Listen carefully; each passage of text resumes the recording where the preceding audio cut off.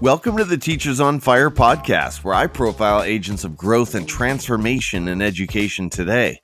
Each guest shares their highs, their lows, their passions, their goals, and the resources that are shaping their thinking and inspiring their practice. For show notes and links from each episode, visit teachersonfire.net. You can also follow the show at Teachers on Fire on Twitter, Instagram, and Facebook. And of course, please subscribe to the show wherever you listen to podcasts. I'm your host, Tim Cavey. Let's meet today's guest. Today, I'm speaking with Kristin Merrill. Kristin is a fourth grade teacher in Florida who specializes in language arts and who strives to make lessons interactive through engagement and the use of edtech. You can follow Kristin on Twitter at Friends in Fourth, on Instagram at Friends in Fourth, and on her blog, one that she shares with her husband, Joe, at 𝔸𝕟𝕕𝕪 Kristin, thanks so much for coming on the show today. Are you ready to talk education? I am, as always. Well, Kristin, this should be a lot of fun. I first came across you after hearing a glowing recommendation from my guest, Trevor McKenzie. And since then, I've sort of paid a little more attention to the work you're putting out. So I can't wait to connect and hear more of your story. But first of all, tell us a little bit more about your current context in education. What does that look like? Sure. So I was born and raised in this small town called Naples, Florida, which is where I currently teach. It's a beautiful town, about as far south as you can get on the western side of the state. The school that I teach at is fairly small for our district. It's about 530 students, and it's a very diverse demographic. So we live in this town where there's a lot of wealth, and our school is actually zoned right in the middle of some very, very wealthy neighborhoods with the multi-million-dollar houses along the beach. But then we also have one of the city's only government housing neighborhoods within walking distance of our school. So the students that are in our classrooms kind of fall along this socioeconomic line. And there's this great diversity in all of our classes, which I really enjoy. Currently, I am in fourth grade. I am departmentalized, so I teach mainly language arts, and I've kind of coined myself as the dinosaur of fourth because since I started teaching, I was placed in fourth grade, and my entire 13 years of my career have all been in fourth grade. So I love teaching language arts. It's my favorite subject, but when I was in school, I really enjoyed history. So I kind of try to build my reading units infused with my love of history, and so that's just a little bit about me. Well, it's a pleasure to connect with a primary teacher. We haven't heard enough from you, and I love that nickname, the dinosaur of fourth. I'm glad you wear that one with pride. We're going to get going with story time, and before we get into what you're all about today, we want to go back in the memory books. Would you share with us about a low moment or an experience of adversity that you faced in your teaching or education career, and describe how you overcame it? Yeah, so I can remember a time, probably a couple years after I had started teaching, where I started questioning why we do things the way we do, whether it was how we group our students or what order we teach our content, or even just like how we schedule the minutes in our day. And I started experimenting, and I remember sitting at my desk and thinking, why do I have to do it this way? Like, why? And so I started changing things and making decisions based on what I saw was best for the students in my class and what was best for their learning, and gearing things more towards them and their interests and their abilities. And I have to be honest, like, not every decision that I would make always had the easiest outcome for me. Sometimes it almost made things more work or maybe a little more complicated from those looking in. And it started making people around me a little bit weary of, kind of like, what is she doing? Why is she doing it that way?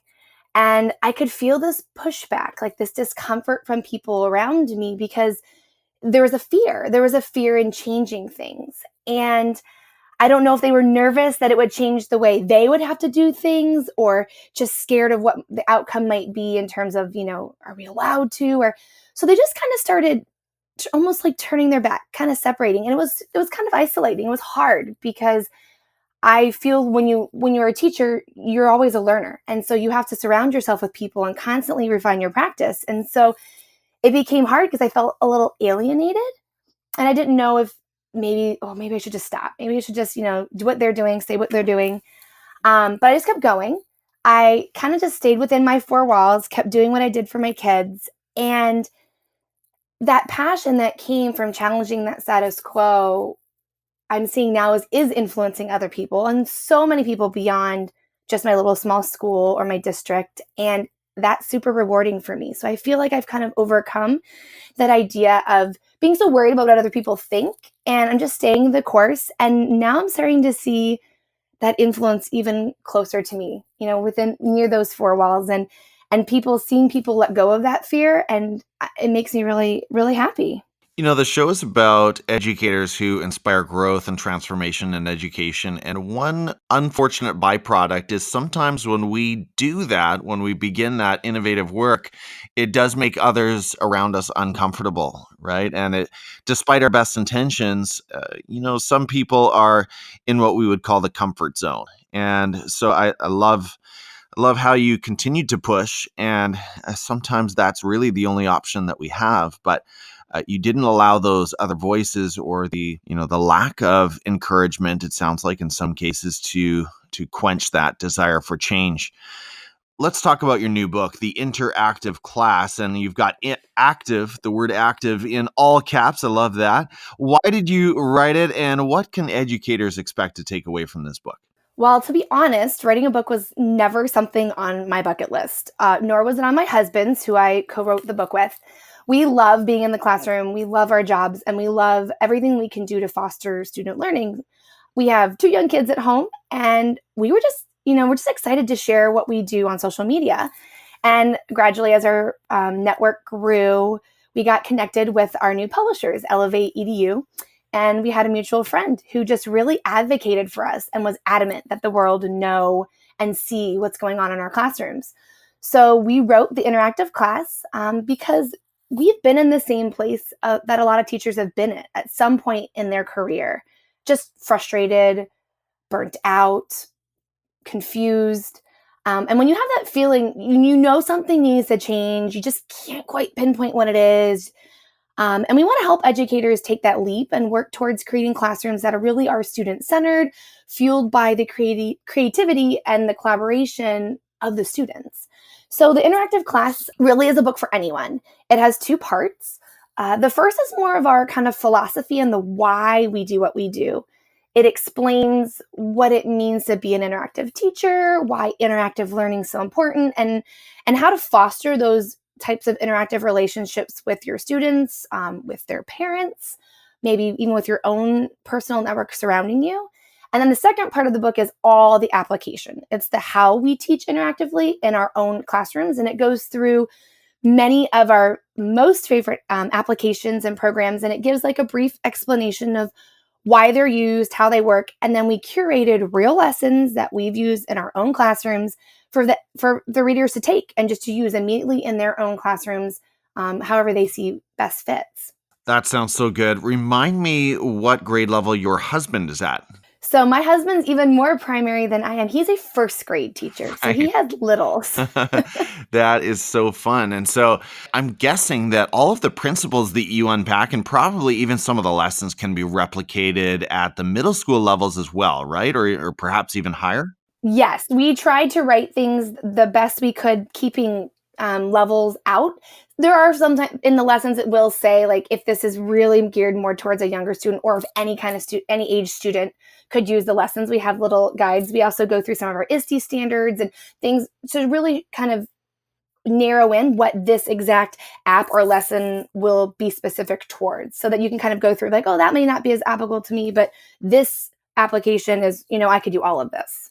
I teach 8th grade at the moment, and one thing I've noticed this year is that I kind of have an abnormal group. They're not as, let's say, too cool for school as some of the groups I've had in the past, and so that affects what I can do with them, and it gives me more options, which is a whole lot of fun. And so this is a book that I would like to take a look at.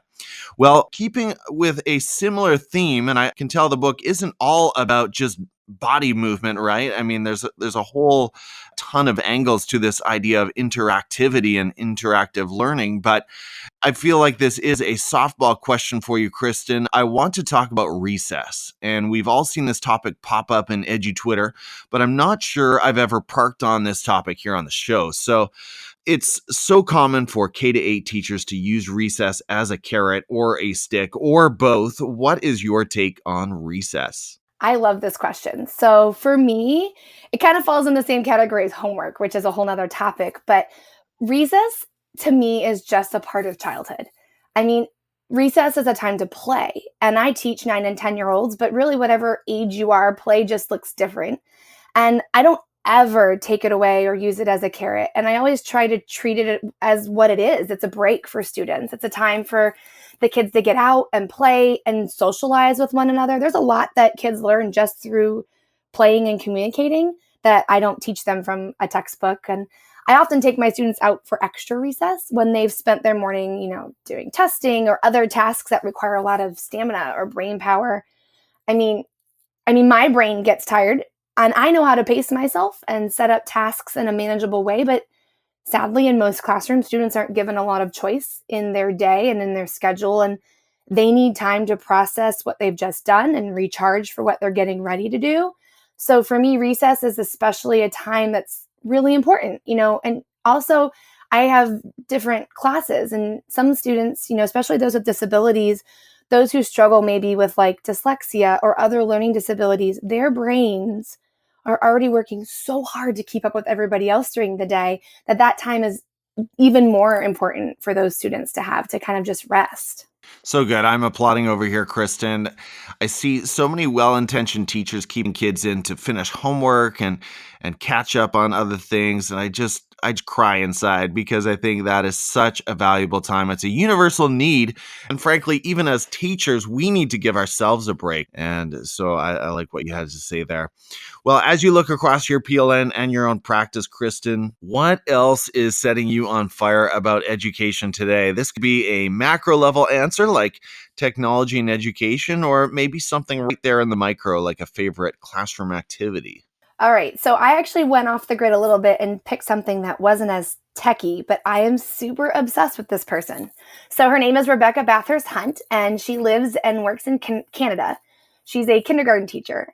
And so one of my things this year is I really want to work on being more relevant with what I teach in my own classroom and really trying to tie in student interest with my core content.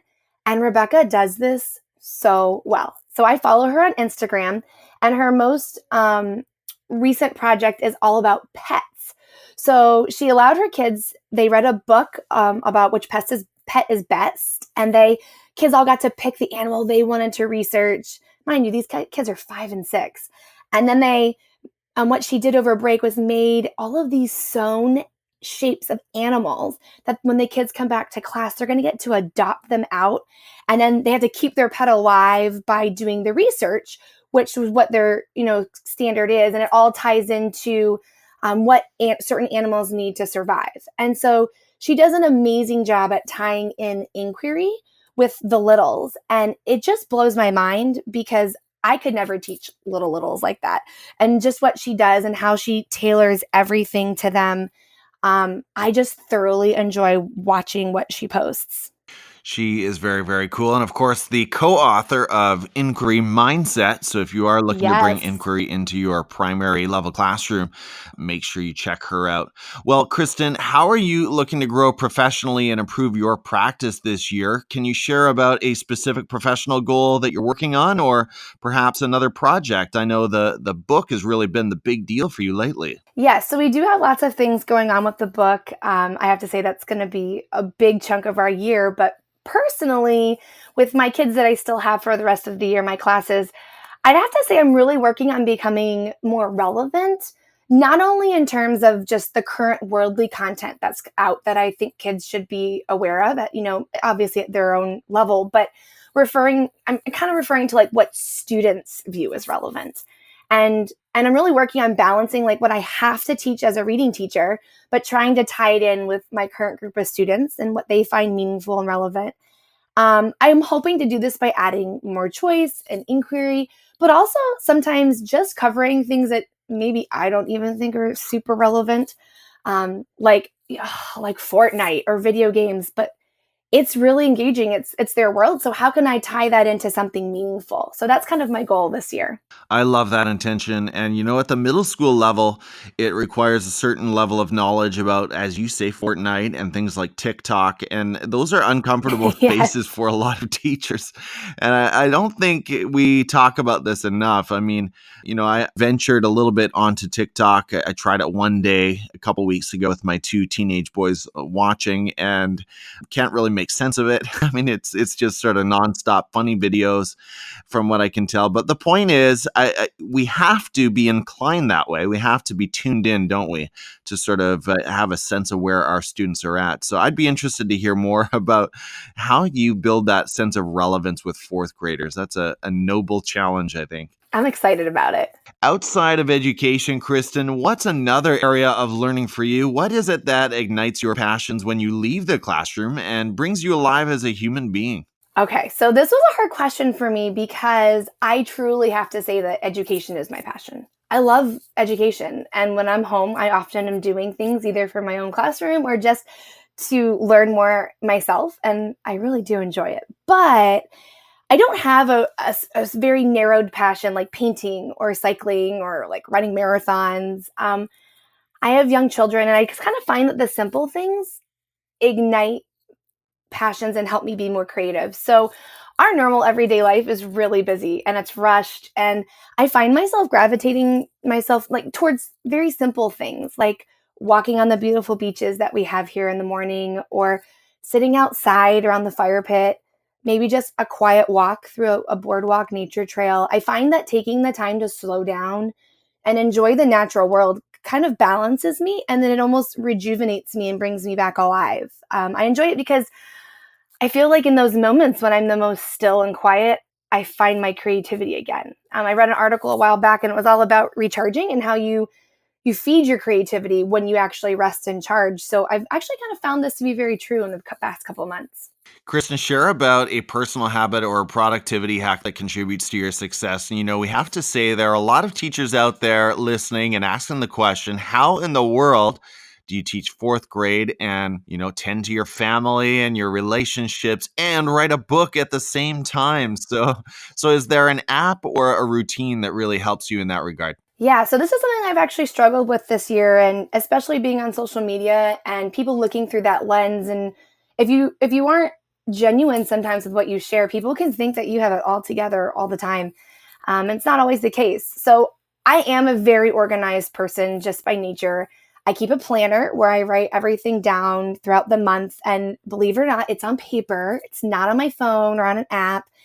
And people can't believe it when I tell them that. And I always write things down so I have a clear view of what my month looks like. And I go week by week and I see what's on my plate. And I would say the best tip is sometimes there's things that you would rather get done over others by nature. And I just try to work on things in order of importance, finishing the tasks that are coming due first rather than the ones that are more intriguing or exciting to me. Because then I get stuck at the end having to finish the thing I didn't like at the end anyway, and I'm rushed to do it. So also, when people ask me how I do it, I kind of refer to this analogy of juggling plates. And when the juggler's juggling, you see all the plates that are flying in the air, and you're awed and you're amazed. But what you don't see are the ones that he's dropped on the floor as he's learning to juggle.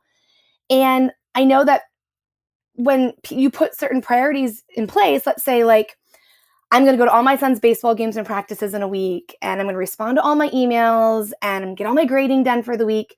Those are the priorities I put in place. Those are the plates I juggle. Well, my house might be a little messy that week, a little more than normal, or maybe not all my laundry gets done. And it's impossible to get everything done or think that you can. So I've just kind of learned to be diligent with the goals that I set every week. And I've worked on giving myself a little bit of grace for the things that I know aren't going to get finished in that trade-off. I think that's so important and well said, because you're right. We do have weeks. I'm thinking of a week near the end of December there where, I'm teaching full time, and then I'm also functioning as a parent. I'm going out to a couple of band concerts. I've got other evening engagements, and sometimes the balls drop, or as you say, the plates drop, and we just have to be okay with that. We have to take a deep breath and move on. We can't execute this perfect life every single week. And so I think that's a really important aspect. So I'm glad you mentioned that. Well, Krstin, it is time for your quick picks. And here we're interested to know the education voices and resources that are shaping your practice and inspiring your thinking today. So starting at Twitter, tell us about someone we should follow there and share why they've been inspiring you lately. All right, so I'm going to butcher his name, and I apologize. I do it every time. But I'm going to go with a dear friend of mine named Andy. Andy Knieven. He always makes fun of me because I mess it up. He's a 5th grade math and science teacher, and this guy's just awesome. He's so uplifting, supportive, funny. He's always got a positive outlook. And when you go through his things that he posts, he is just constantly, he shares. He's got great ideas. He's very funny, but he also shares what's going on around him. He's not afraid to pull in the good things that other people are doing and uplift them as well. You can find him on Twitter at Mr. Coach K15. So I would highly suggest following him. All right, I'm following him now. Point us to an edtech tool that you currently love using in your classroom or professional practice. And I'm sure you mentioned a few in the book, don't you? But can you pick one that is really doing some amazing things? Okay, so I picked 3, but not really. So it's so tough. So if I had to pick just one, I would have to say Flipgrid. But when I pick apps, that's just whatever task I'm doing. So Flipgrid's DoInk green screen and Adobe Spark are my top favorites right now. I find myself using them the most. And I love giving students the opportunity to create and collaborate with one another. And these apps are the ones I've kind of been following on lately. Recommend a book, one that you've been reading lately, or perhaps one of your all-time faves that was really influential in your practice, and tell us why you recommend it. Okay, so being a reading teacher, I immediately went to the fictional route, and I love the book City of Ember. I read it with my students. Almost every year I read it, and I just love watching them get lost in the plot line. Plus, I love that they have a girl as the heroine in that book. I think that's really important.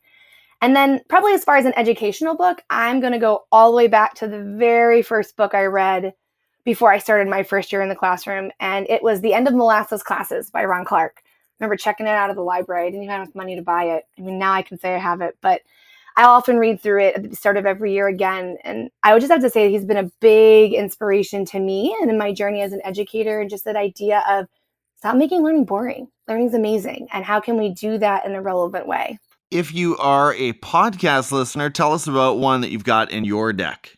All right, so this is a plate that drops a lot. I don't listen to a ton of podcasts, mainly because I'm the primary commuter of my children and they tend to commandeer my radio. But I really do enjoy Matt Miller's Ditch That Textbook podcast, mainly because it's 10 minutes or less. So every single episode, you get something meaningful, something relevant you can take away. And it's a really good listen, on your commute to work. You're in and out, and you don't have to catch back up later. So that would be one of my recommendations. That's true. And Matt has announced, I'm pretty sure I saw recently from him, that he is planning on getting back to the podcasting, which is super exciting. Obviously, he's involved with Casey Bell on the Google Teacher Tribe as well. Tell us about a YouTube channel that you enjoy. Now, this might be one that you really, let's say, use to great effect in your classroom practice, or one that just is personally amusing. Yeah, this one's a personally amusing and enjoyable one.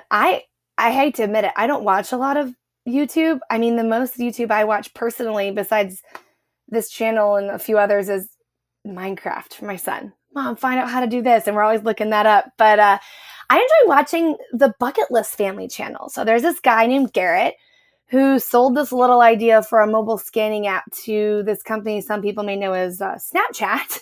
And now he travels the world with his family. He sold everything he owns, and I mean, I could just watch it just for how adorable his kids are and his wife. They're a beautiful family, but I just enjoy learning about the countries that they traveled through to, and my kids will watch it. And I love to travel, but I don't very much. And so I enjoy kind of getting to open my eyes to the world through their family travels. Very fun.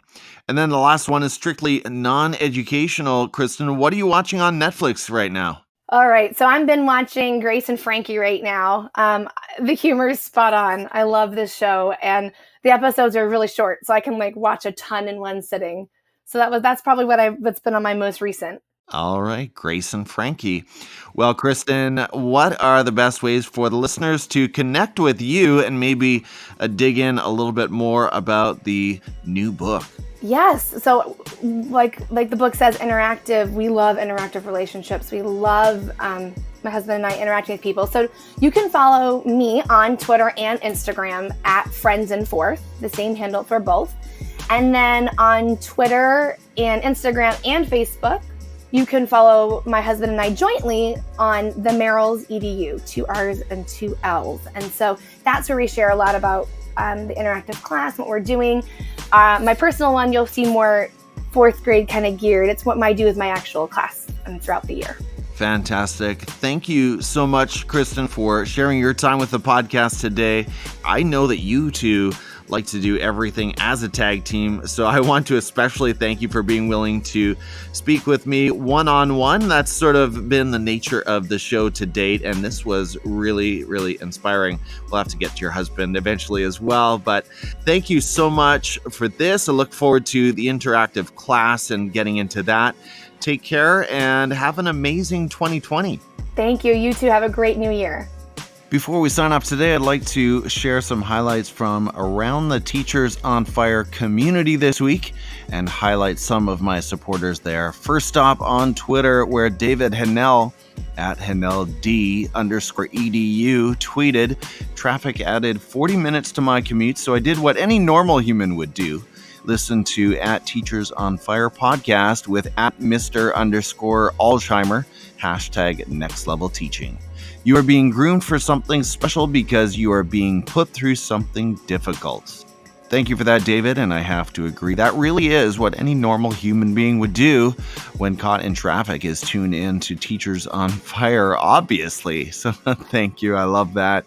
Next up, Instagram, where Kristin Younghusband, future guest on the podcast at Kristin Ho Younghusband, is where you'll find her, wrote, "Nice blog post. Love your hashtag one word 2020. It was my 2019 word. What I appreciate more was taking the leap into video blogging. Hashtag well done." Well, thank you for that, Kristin. I'll come back to that in a minute, but I really appreciate the support on the blogging and the vlogging. Over on Facebook, George Valenzuela, former guest of the show, wrote, "Love Julie Kleinman as a person and for her leadership." And of course, that comment was in reference to my conversation with Julie in episode 114. Thank you so much for that feedback on Facebook, George. And then on LinkedIn, good old LinkedIn, where a pretty healthy education community exists. If you're not spending any time there, you may want to drop by. In response to my post about my one word for 2020, right, John Sowash wrote, "May your pen never run out of ink. You can count on me as a reader." Thank you for that, John. And if you are listening and you're not familiar with Mr. Sowash, make sure you connect with John and subscribe to his podcast, The Chromebook Classroom, your source for all things Chromebook and G Suite. To all who have read, viewed, liked, retweeted, commented, or replied to my comment on all of these platforms, I want to say from the bottom of my heart, thank you so much. You are the fuel to my fire, and I so appreciate your support. Well, I mentioned writing and blogging, and I also want to tell you about the Teachers on Fire magazine on Medium. This week was a big week. We had entries there from 6 different educators, so I'll list through them quickly. We had Empowering My Kinders by Debbie Tannenbaum, Complaints About Dangerous Behavior at Schools Are Rising by Dr. Deborah M. Vereen, Make It a Yes Day by Tammy Brightweiser, Stop Closing the Door by Caitlin Giordano, It's 2020 and by Kelly Christopherson, and of course, My One Word for 2020, written by me. The Teachers on Fire magazine is a Medium publication, and you'll find it on medium.com or on the Medium app. If you're already an education blogger, consider joining our growing writing team there. You can continue to publish content on your own blog, and you keep full credit and ownership of your content on Medium.